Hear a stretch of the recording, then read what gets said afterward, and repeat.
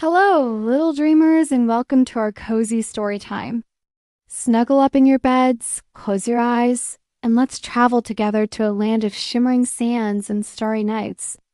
Tonight, we're journeying to the ancient city of Agrabah, where our story begins. In the heart of this bustling city lived a young man named Aladdin. He wasn't a prince, nor did he live in a grand palace.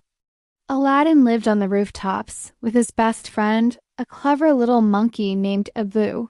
Together, they would watch the sun paint the sky in hues of orange and purple as it set behind the magnificent sultan's palace. Aladdin had a kind heart and a spirit full of adventure, always dreaming of a life beyond the busy marketplace. One sunny afternoon, while weaving through the crowded streets, Aladdin's life took an unexpected turn. He met a beautiful young woman with eyes that sparkled like the stars. Her name was Jasmine, but Aladdin didn't know she was the Sultan's daughter, the princess of Agrabah, who had slipped out of the palace in disguise, yearning to see the world outside its walls. They shared a connection instantly, a feeling of understanding and friendship. But their time together was cut short, and Jasmine had to return to her royal home, leaving Aladdin with a heart full of wonder. Later that day, a mysterious old man approached Aladdin. He promised him riches beyond his wildest dreams. All Aladdin had to do was retrieve an old, dusty oil lamp from a secret hidden cave far out in the desert, the Cave of Wonders. The man warned him not to touch any of the other treasures inside, only the lamp.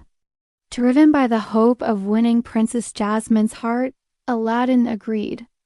With Abu perched on his shoulder, he followed the man into the vast, silent desert. Under the blanket of a million stars, they arrived at the entrance of the cave, shaped like a giant tiger's head. A deep, booming voice echoed, "Only one may enter here. One whose worth lies far within." The diamond in the rough, Aladdin, pure of heart, was allowed to enter. Inside, the cave glittered with mountains of gold coins, sparkling jewels, and treasures of every kind. Abu's eyes grew wide, but Aladdin remembered the old man's warning. He carefully made his way through the glittering maze, searching only for the lamp. As they ventured deeper, they found something even more magical than gold, a flying carpet woven with threads of purple and gold. It playfully zipped around them, and Aladdin laughed as it tickled him. The carpet seemed lonely and quickly befriended them, guiding them toward their prize. Finally, in the center of the highest chamber, sitting on a pedestal, was the old oil lamp. It looked ordinary, nothing like the treasures surrounding it. Aladdin carefully took the lamp.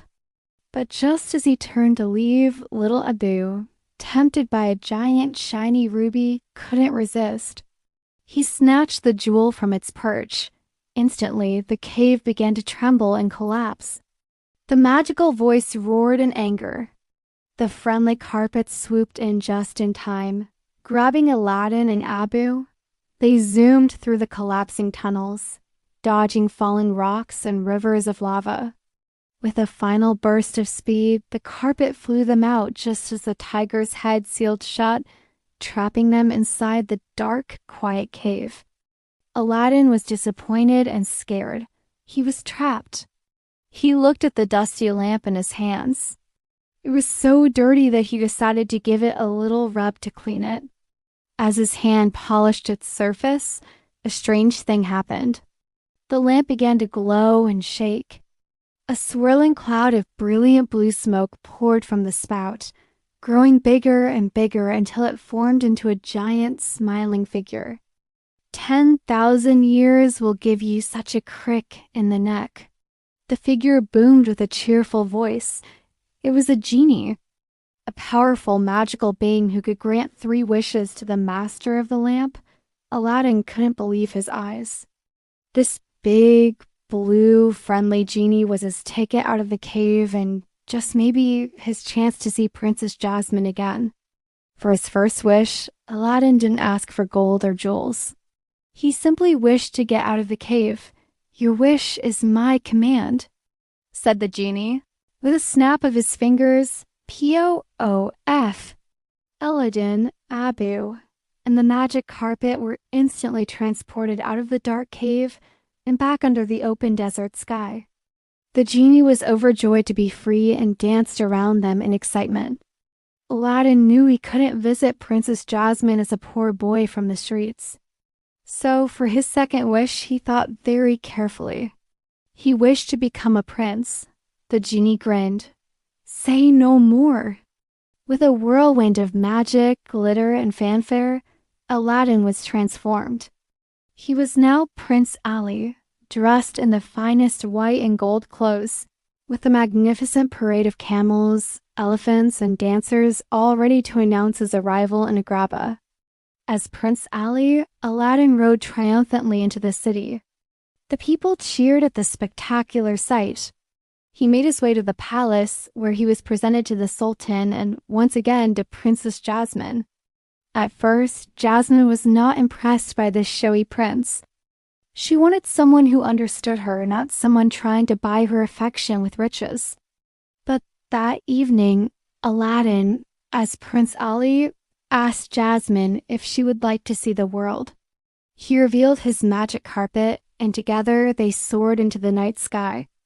They flew over the rooftops of Agrabah, above the clouds, and past the shining moon. During this magical ride, Jasmine realized that beneath the fancy clothes, Prince Ali had the same kind heart and adventurous spirit as the boy she had met in the marketplace. She knew it was him, Aladdin. Their happiness, however, was in danger. The mysterious old man from the desert was actually the Sultan's evil advisor, the sorcerer Jafar. He had wanted the lamp for himself to become the most powerful man in the world. Jafar managed to steal the lamp from Aladdin and became the genie's new master. For his first wish, he wished to become Sultan. For his second, he wished to become the most powerful sorcerer in the world. With his new powers, Jafar took control of the palace and trapped Jasmine. But Aladdin was brave. Using his quick thinking, he tricked Jafar. He told the evil sorcerer that the genie was still more powerful than him. Consumed by his greed for power, Jafar used his final wish to become an all-powerful genie. But he forgot one important thing. A genie is not truly free. He was sucked into a new black lamp, trapped by his own wish for ultimate power, and the genie flung his lamp far away into the desert. With Jafar gone, everything returned to normal. Aladdin knew he couldn't keep pretending to be a prince. He had one wish left. He looked at his friend, the genie, who had always dreamed of being free. Instead of wishing to be a prince again, Aladdin used his last wish to set the genie free. The magical cuffs fell from the genie's wrists. He was no longer bound to a lamp. He was free to go anywhere and be anything he wanted. The Sultan, seeing Aladdin's bravery and selfless heart, changed the law. He declared that the princess could marry whomever she chose. And she chose Aladdin not for his title or his riches, but for who he was. And so Aladdin and Jasmine, with their friends Abu, the magic carpet, and the free-spirited genie, lived happily and adventurously ever after, their lives filled with love, friendship, and magic. Now, little one, as our story ends, imagine you're floating on your own magic carpet, drifting gently through a sky full of twinkling stars. Feel yourself getting cozier and sleepier with every breath. Sweet dreams and sleep tight.